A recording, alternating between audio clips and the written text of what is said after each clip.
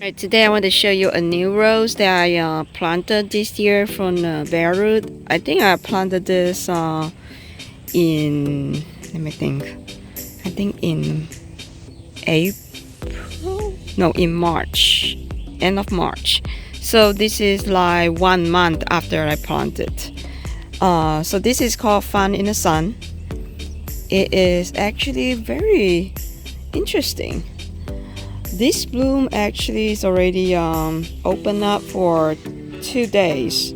So today is the third day. And I'm just never have a rose that was this form. It doesn't open up like and reveal the in the middle, like the inside of it. Isn't it very interesting? So it's kind of like it has a little like a big button in the middle.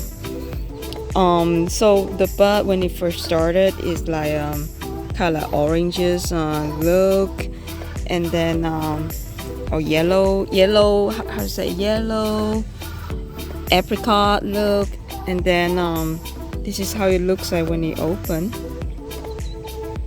and then as it age, it will have more pink in it.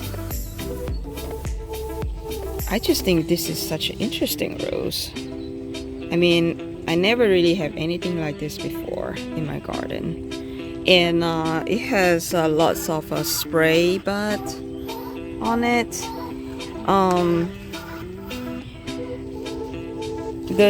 It's very upright, as you can see. I have a lot of rain yesterday and today as well.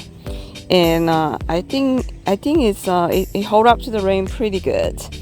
And let me try on the fragrance.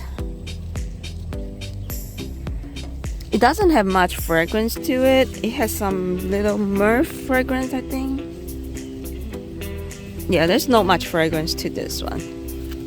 And so I think this one is an interesting one. It's just not many people talk about this, so I think it would be a good idea for me to show you this one.